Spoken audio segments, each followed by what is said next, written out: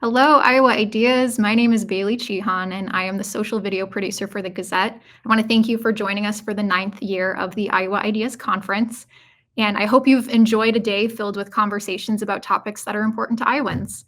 Before we dive into how European immigration shaped how our state looks today, I want to extend a thank you to all of our sponsors that help make Iowa Ideas free for everyone. And on behalf of the Gazette, I want to thank our presenting sponsor, ITC Midwest. This session is in our Curious Iowa track, and if you aren't familiar with what Curious Iowa is, it is a Gazette series that answers readers' questions about our state, its people, and culture.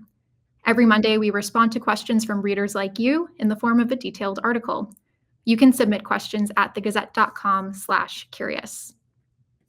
Over the next hour, we will be talking about how the influx of European immigrants around the 1840s and 1850s shaped how Iowa looks today.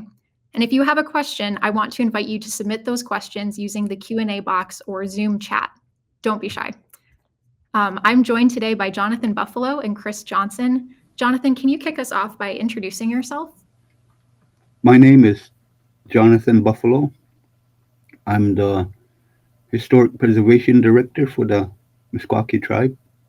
I mostly work with NAGPRA, repatriation, and everything that comes to my desk, like this. Perfect. Chris, can you introduce yourself for us? Sure.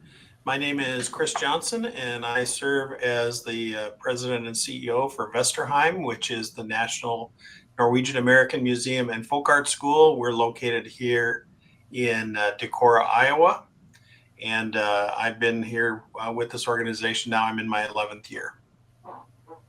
Great. All right, let's dive in. Jonathan, can you share the names of the tribes that inhabited Iowa prior to the arrival of European settlers and explorers? Well, it depends on the time period because the older cultures, they just have a archaeological culture name, like Blood Run in western Iowa, Effigy Mounds people. And some of those people are older Siouan people. But before we came in to Iowa, it was inhabited by the Iowa tribe and Siouan people up in the northern part of the state. And can you talk about how the tribes were spread out? I know there's different groups in different parts of the state. Well,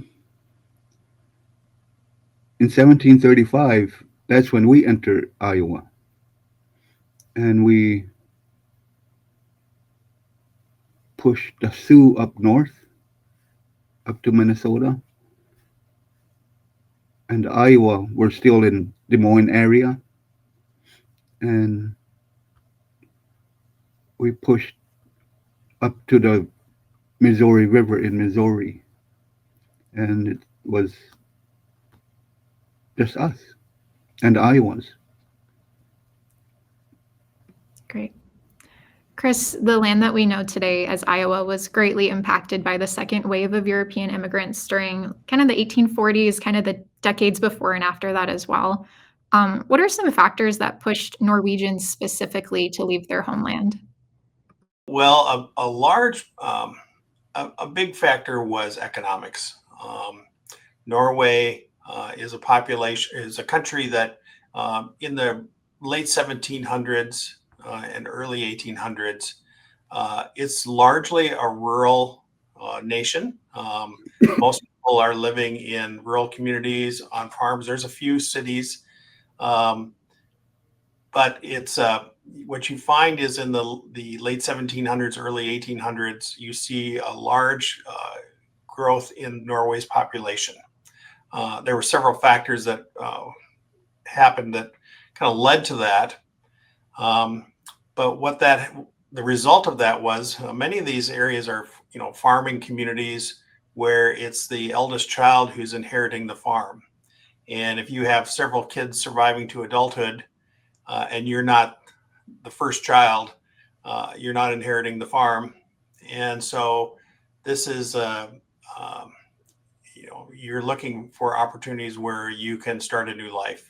And where this year, actually 2025, marks the 200-year anniversary when we see the first organized group of Norwegians make the decision to leave Norway and come to North America.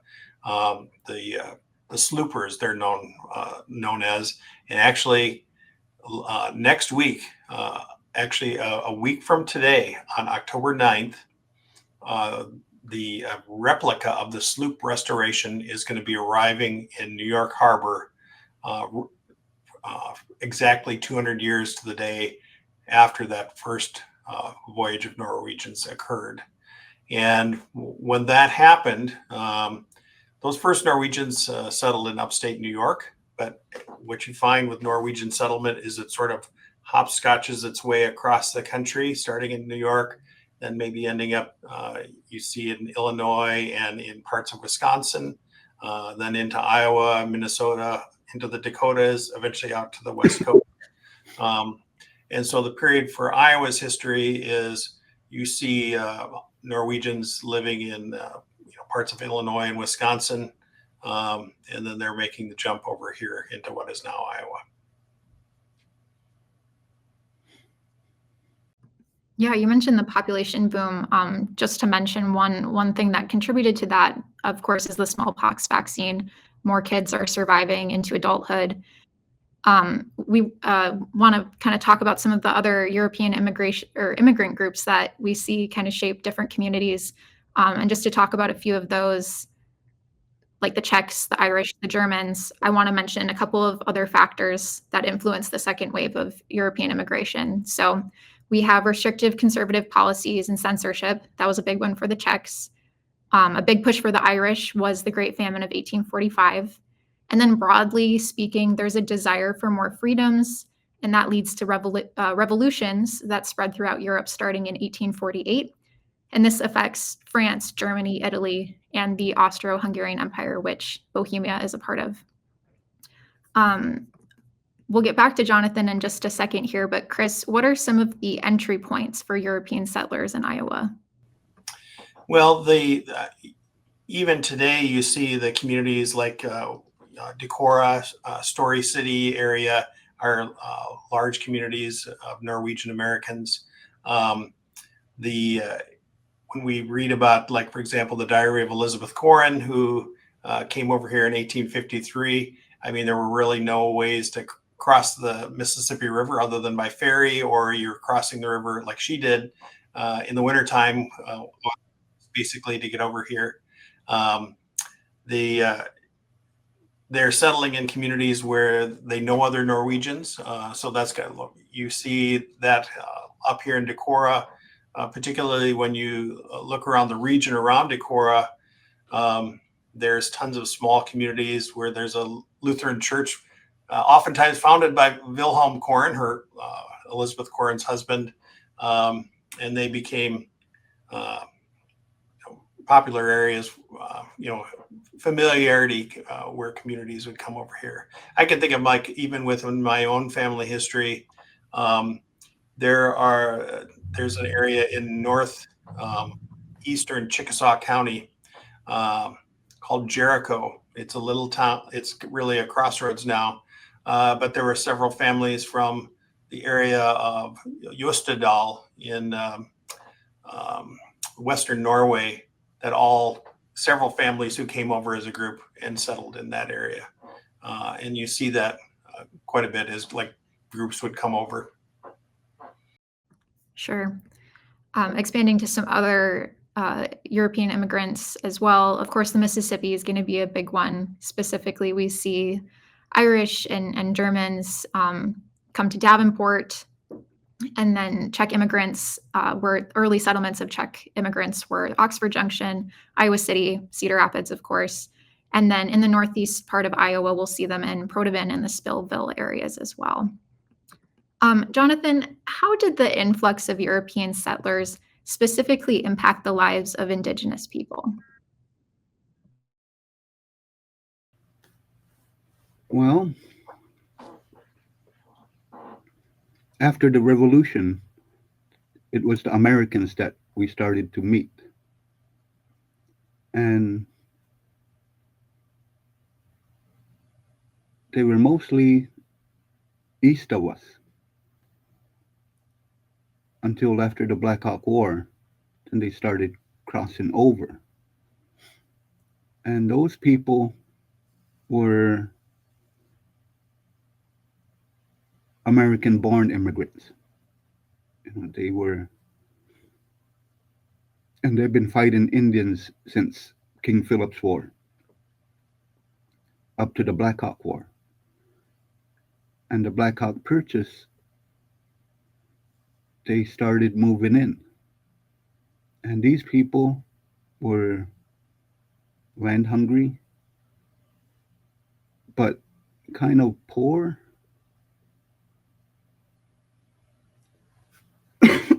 So as they moved, there would be a boundary line.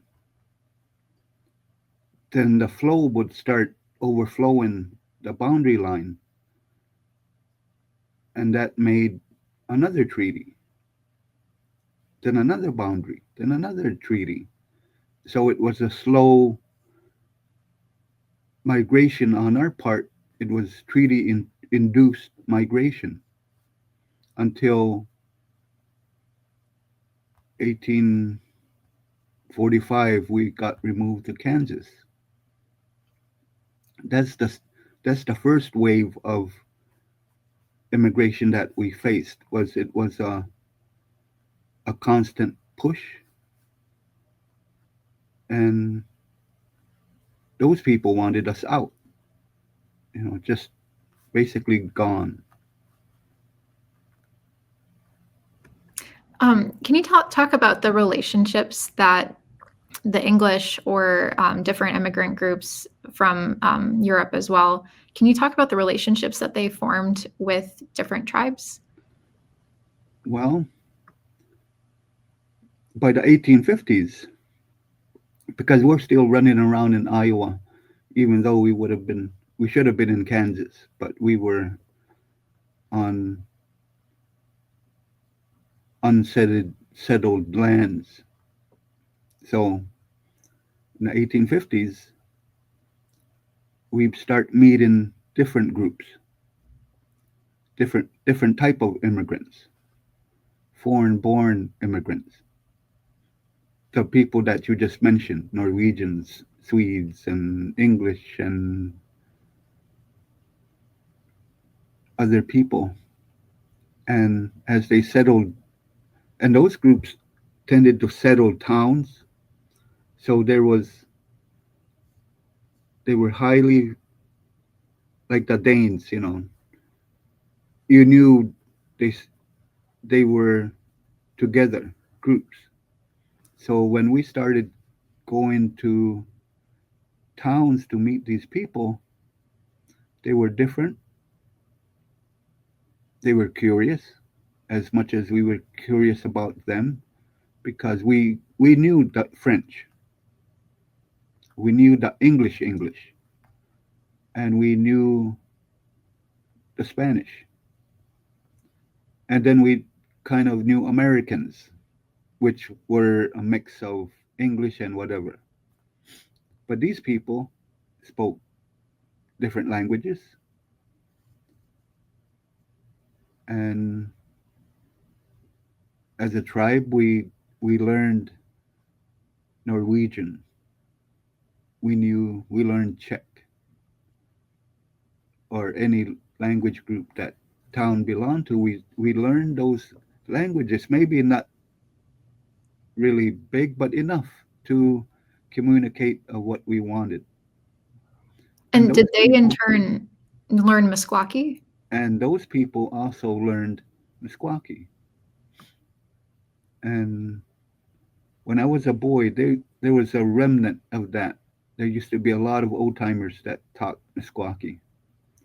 So that was the relationship, and as we had contact with them, we learned the foods that these particular groups made. And we know the different sauce. Even today, we know the different sausages that the Norwegians made, and the Germans made. We know all that, and the flour. We know different types of flour, and especially the sweets. We learned to like certain kolaches, from Cedar Rapids, things like that. And it was a good relationship because those were the people by 1852. Because before, in 1846 to 1852, the army had their annual gather up them squawky expeditions where they would find small groups and send them back to Kansas. But by 1852, these people started hiding us from the army until the army quit doing that. So, and they formed towns, counties, county government, state government, and by 1856, Iowa passed a law allowing for us to remain in Iowa. And the following year, we purchased our first 80 acres in Tama County. I just want to pause here for a second just to make sure. I think Chris has been having some connection issues. Chris, are you still with us here? I'm still with you here. My video isn't working for some reason, but I still have audio. So okay. Well, then I'm gonna pass that question to you. Can you share how specifically the Norwegians interacted with different tribes? Sure. Some of this interaction, if we talk about early interaction, Elizabeth Korn, I referenced earlier here, she references sometimes encounters. She doesn't mention a specific tribal group. She just talks about Native Americans that she's encountered where they've come to the cabin. Maybe they're there to, they're asking maybe for some food or different things like that. So she's had interactions such as that. But Norwegians also, for example, we have an exhibition up right now talking about the 200th anniversary of Norwegian immigration. We talk about the Lutheran Church, that many Norwegians were members of the Lutheran Church, established boarding schools later on in history. And so they had interaction, obviously, with different Native American groups during that time. That's certainly a controversial subject, but that's the reality of just part of that existence as well.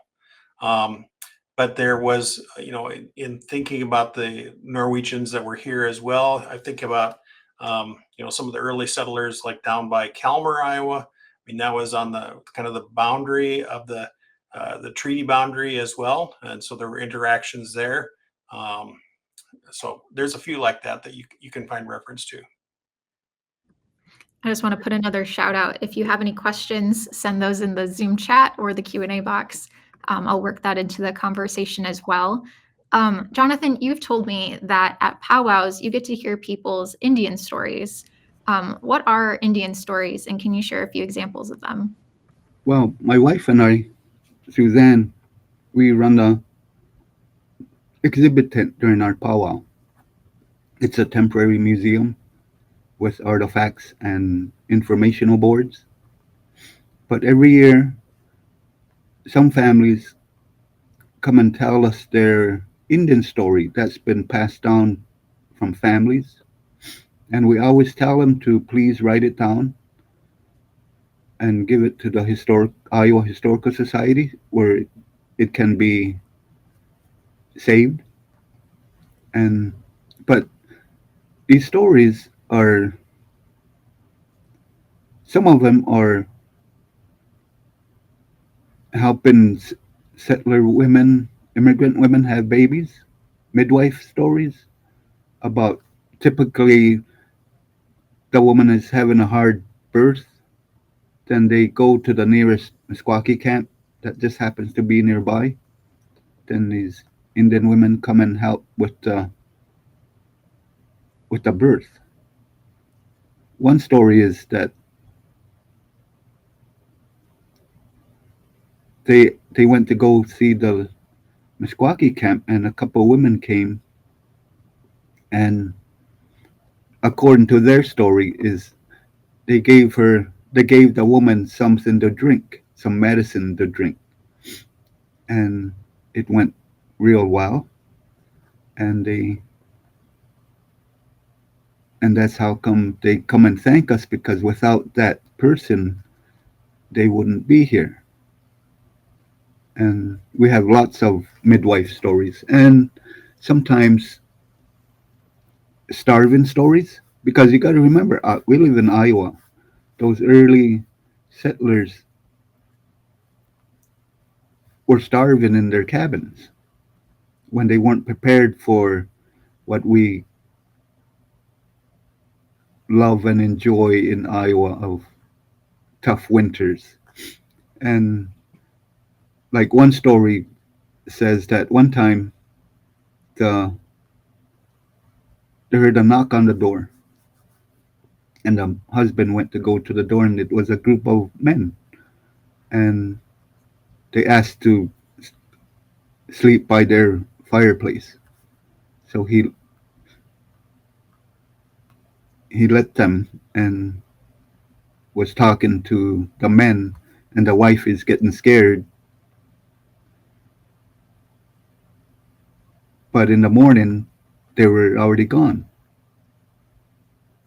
And the next day, in the evening, they heard noise at their door, and they opened the door, and there was a deer laying there.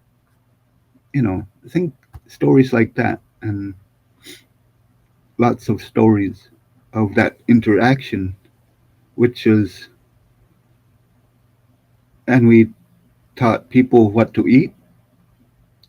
Mushrooms, that's bad, that's good, that plant is good, that that plant is good to eat, but you have to prepare it this way, things like that.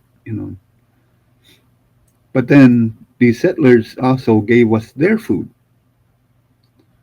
because of all the animals, domestic animals that were introduced to us.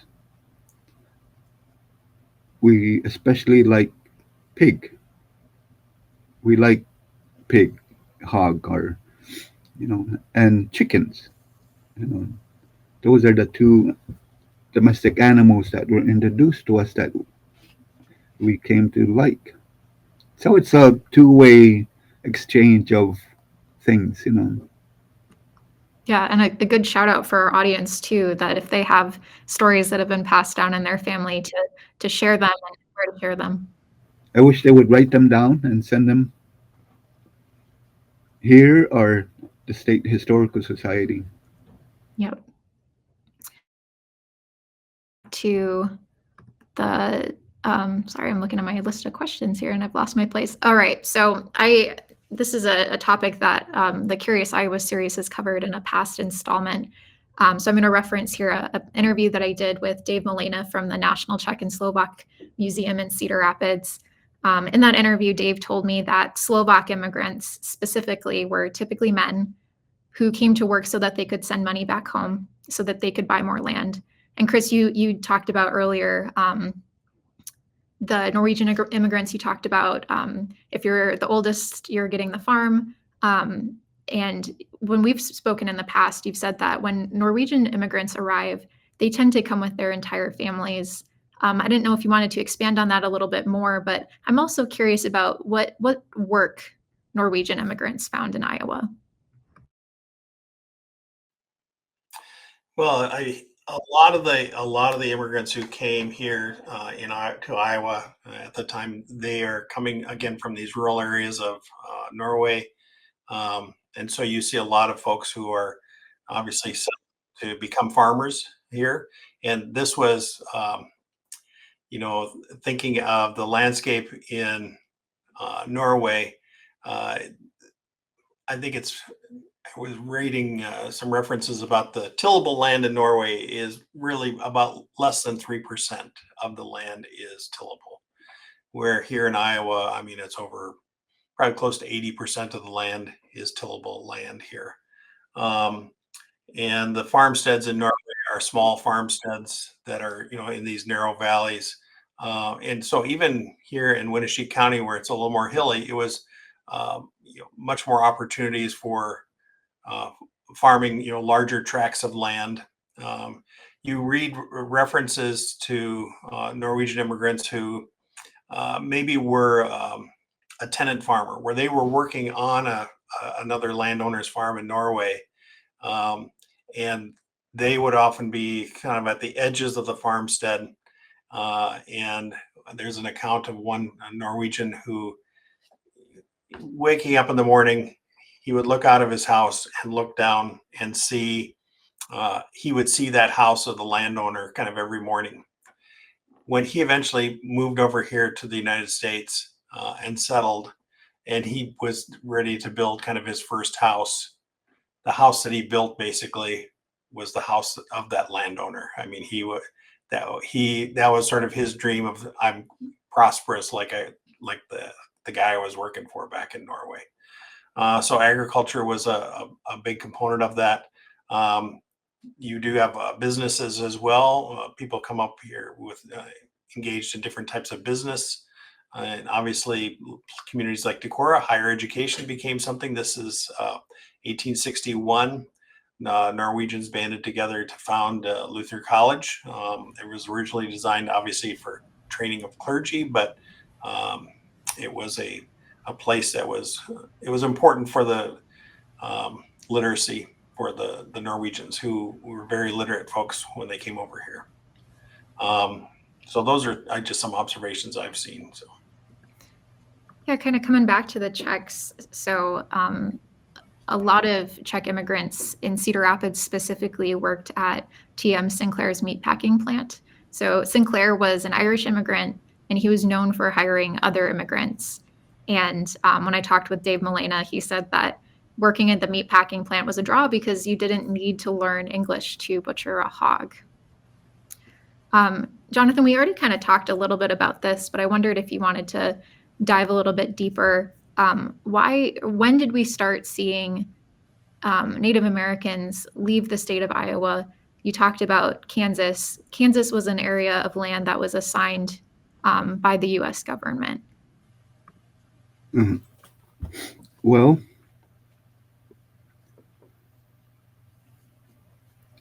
after 1832, where the Sac and Fox, or Sac and Meskwaki, are basically in central Iowa,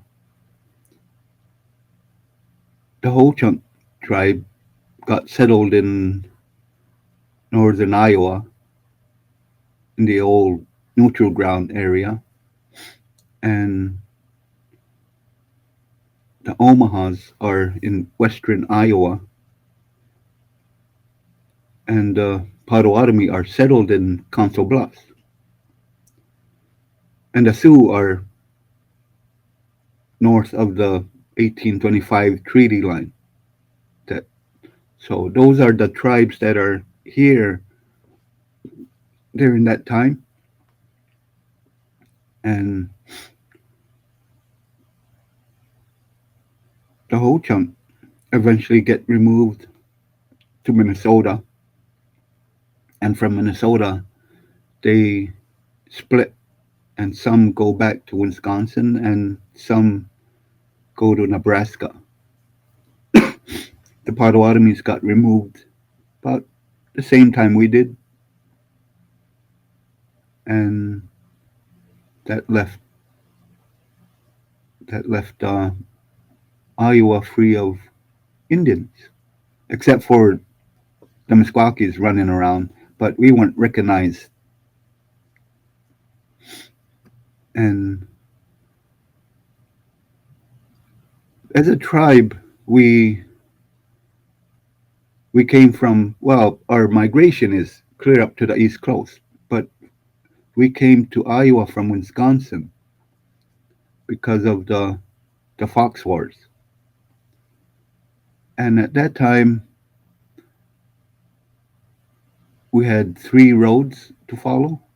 We could have had 3. The first road was, what if we were friends with the British? Friends with the French. We did what they asked, became Catholic. and other things, acculturate to French life, there would have been no Fox Wars. And today, we would be one of the major tribes in southern Wisconsin because there would have been no war. And Iowa would have no Indian tribe. We would disappear. We would go poof because we wouldn't exist. The second road is, what if the French succeeded in killing every Meskwaki that existed, what they wanted to do? Again, Iowa would not have, we would be an archaeological mystery in Wisconsin today. And again, Iowa would not have an Indian tribe, and we would disappear. Then we have the third road. What if survivors come to Iowa and settled, which happened? And because at the beginning, when the people came here, they came from Wisconsin. But something happened in Iowa. What would become Iowa is babies were born. And those babies grew up hearing grandpa and grandma, their parents talk about this land in north, how they ached for it. And they want to go play. Then they grow up and they have kids and they have kids and they have kids. And somewhere along the line are my great grandparents who were born in Iowa. And I've always been asked if we miss Wisconsin. And I say no. Iowa is our home today. We have been here 200 years. And Iowa is our home. I want to pivot over to a question that we received from the audience. And I also want to just say, kind of pivoting between Jonathan and Chris, that is intentional to show, to illustrate all the things that are happening simultaneously. So as these other groups are coming in, this is the cause and effect. All these things are happening at the same time. We received a question from the audience, and I think I'll direct this one towards Chris. Why did they, and I would assume this is Norwegians, why did they settle in the corners of the state that they did?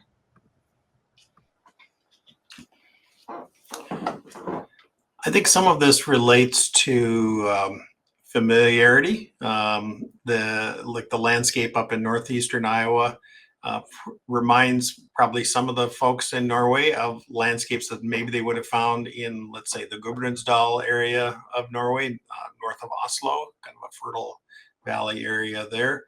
Some of it is just also related to land that was available for settlement. The Norwegians are not the earliest group of immigrants coming here. They're not the latest either, but and so sometimes it relates to availability. And you hear accounts of Norwegians who come, let's say, to either Iowa or let's say up around Spring Grove, Minnesota, for example, just across the border here, where there's just all the good farmland has kind of been taken up, and so then you start thinking about, well, I guess I'm going to go out into, let's say, the Red River Valley of the Dakotas, or further west.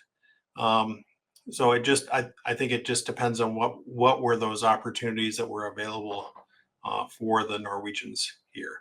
But what happened though, and I think this relates to our story, the ongoing story of immigration here, is that you tend to settle in communities of people that speak the same language, have the same cultural traditions, and so you see pockets of Norwegians, let's say up here in Decorah or Forest City or Lake Mills or places like that, in the northern part of the state here, and that's just some of it's related to availability of land and also where you have people that you can connect with. You see here in Decorah, for example, like the Decorah Posten, which was a Norwegian language newspaper, which helped to also promote settlement. And you have obviously Norwegian immigrants who are writing back to their families, relatives back in Norway, talking about, what opportunities may be here. And that sparks further settlement as well. If you get into the, obviously, after 1862, we look a little bit later on in the history here, when Abraham Lincoln signs the Homestead Act, which allows for filing a claim on, let's say, 160 acres of land. Again, somebody coming from Norway who has no economic opportunity, perhaps, to come over here and, let's say, in a 5-year time span of proving up that piece of land, that became a tremendous draw for a lot of Norwegians. Not all Norwegians settled in rural areas, though. I mean, there are obviously, we look beyond Iowa, like Chicago, for example, at one point in its history, was the third largest city in the world with a Norwegian population, behind Oslo and Bergen. There were that many Norwegian settled immigrants there. Yeah, Chris, what you said about sticking with people who speak your language, that's something I've heard from other historians as well. There's that safety in that community. And if you're coming over here and you don't know English very well, you're going to want to be able to socialize and go to church with people that speak your language. It's pretty simple once you kind of think about it. And you'll find if you talk to some older folks here in Decorah today, you will hear people talk about, just a few decades ago, you would have some old timers in town who would still be speaking Norwegian. I mean, even growing up, I had, my mom would use words and phrases with me in Norwegian, just part of everyday conversation. So, yep. You see that in, I think if you talk to some folks who've grown up in Cedar Rapids, they'd say the same things about their Czech heritage as well. Speaking of, another audience question here, what traditions of immigrant cultures are carried on today, and how do our panelists think that they have changed since initial immigration? Chris, I'll direct that one towards you. Yeah, I would say the tradition to me that probably carries on the most would be food traditions. You see that, I think that's the thing that sticks the longest. Centered around, obviously, different holidays, Christmas and Easter, different things like that. So a lot of the Norwegian foods like lefse and rømmegrøt and lutefisk suppers and things like that, those things have held on the longest, I would say. And people still identify with those when they think about, connecting back to their Norwegian roots. They do that. And Jonathan was talking about kolaches as well. I mean, I think about going up to Perodum in Iowa and picking up some kolaches from people we knew up there as well. So the food traditions, and I think the food traditions are also a great way that people, it's an entry point for people to learn about other cultures as well. That's because everybody likes to eat. So. Yeah, Jonathan, what are some traditions that have really carried through in your culture as well? Well,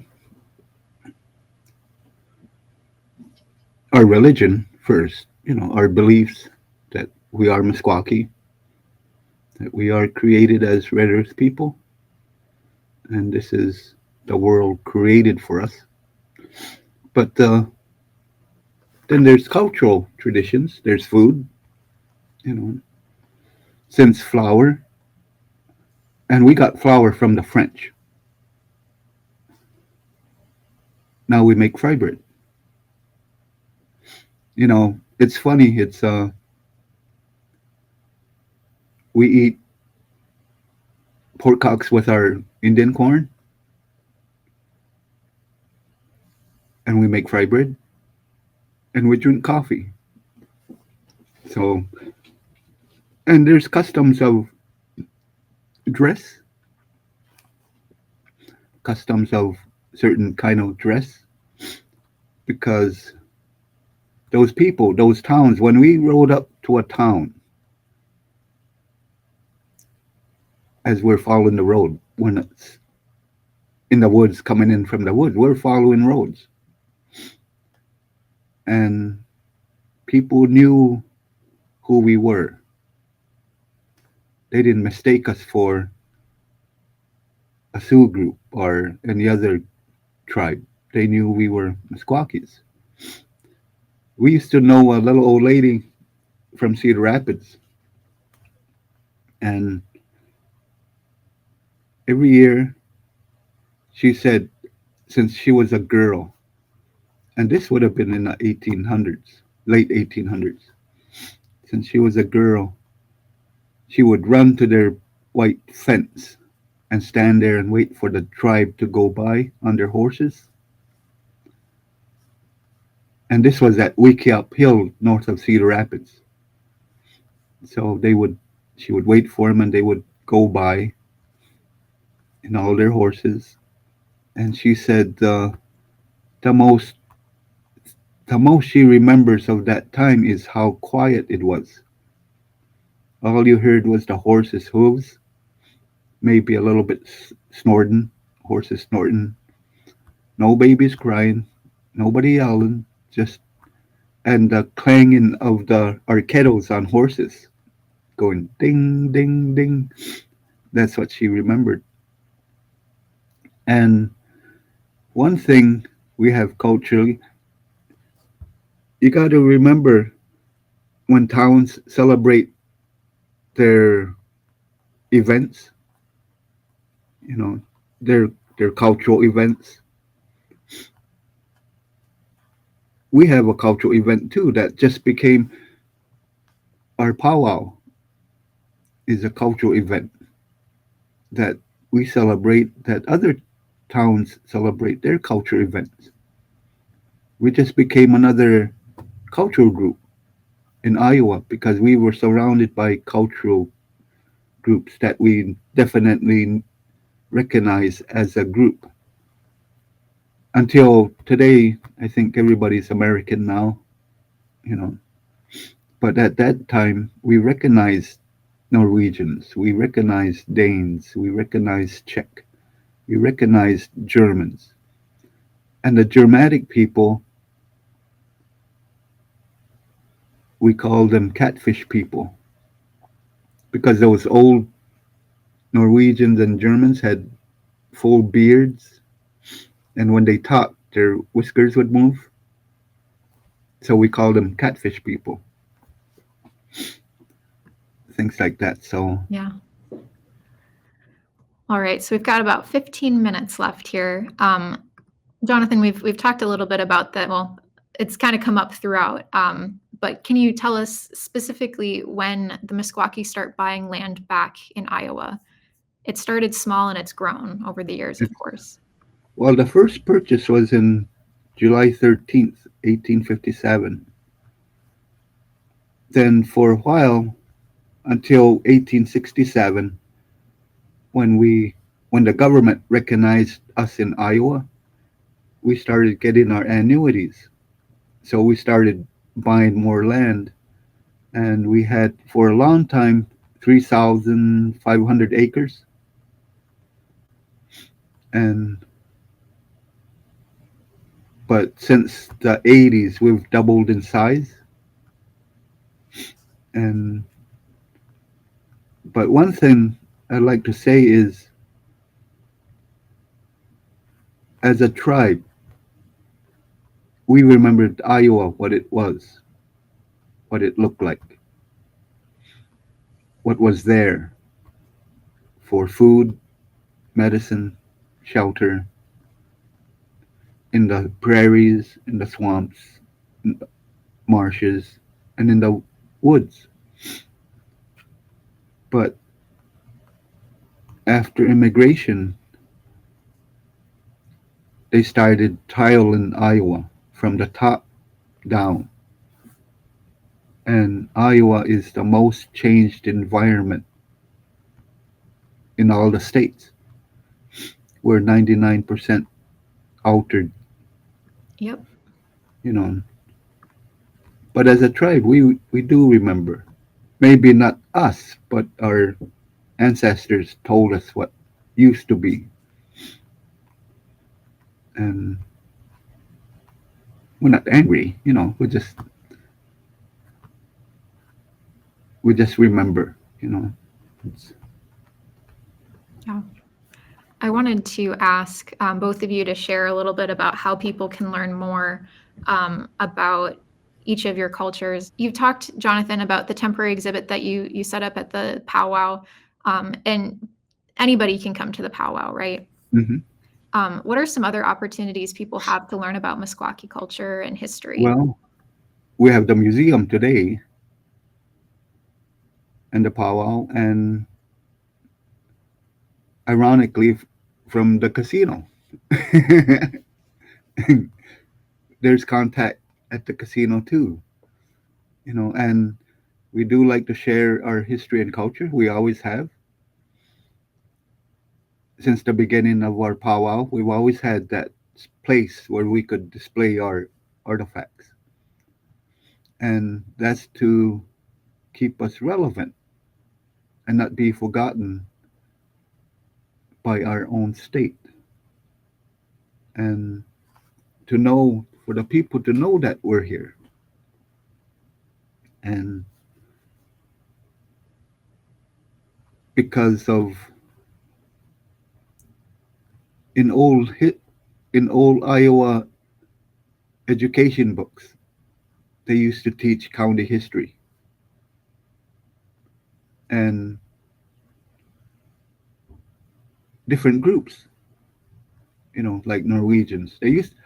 We have copies of them old textbooks, and then they would talk about all the different immigrants that came here.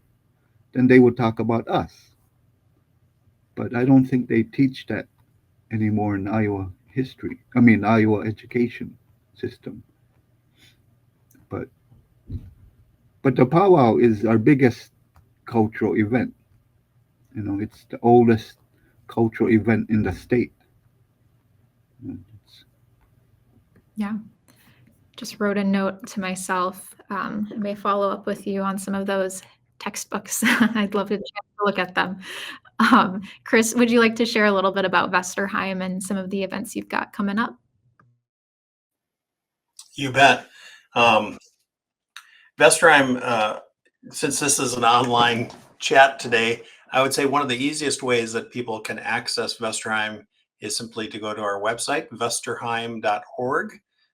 V as in Victor, ESTERHEIM.org. On the website, you will find things such as we've digitized a number of pieces from our collection, so we have virtual galleries there. We have links to our YouTube channel where we have a lot of online content, not only talks about our collections, but um, past lectures through our folk art school. So there's lots of opportunities there for learning on the Vesterheim website. That would be a place to start. If you come to Decorah, Vesterheim, we're open year round. The museum, we have about 12,000 square feet of exhibit space in the museum. And then we also have Vesterheim Heritage Park, which is an open air part of our property where we have a number of historic buildings that have been moved in related to the immigrant story. In fact, I referenced Elizabeth Corrin. We have the cabin that she stayed in when she first came here in the 1850s. That's open May through October by guided tour. Um, the other thing that may interest folks is we have a folk art school where you can either take classes online or you can take classes in person. And through our website, you can see about the slate of classes that we have coming up over the next 6 months. So those are many different ways. And within our folk art school, we focus obviously a lot on the Norwegian experience, but we also look at other traditions, whether it's from other parts of Scandinavia or the Nordic countries. But we also look at some Native American handcraft as well, where we, for example, we have a basket making class coming up here, black ash basket making class, because the Norwegians made baskets, and of course Native Americans made baskets, and so we look at where are the similarities as well there. So we have Native instructors who come in and teach some of those things. So those are some things like that. We have special events as well coming up here right around the late November, early December. We have our Vestheim Norwegian Christmas celebration. That includes different types of food that you can try here, music performances. And then every summer, the last full weekend in July, Decorah celebrates Nordic Fest, where Vestheim has many different types of folk art demonstrators here, music performances, food, and the whole community celebrates the Norwegian heritage and the Nordic heritage of this part of the world. So lots to see and do, and lots of different ways that you can access Vestheim, whether it's online or in person.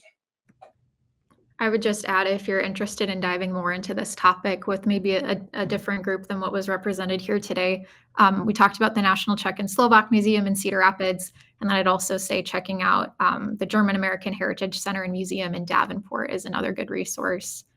I want to thank Jonathan, Chris, and the audience for joining us for the first session on the Curious Iowa track. This is a topic that people write books and books about, so I hope you'll forgive us for only getting to a chunk of it during this session.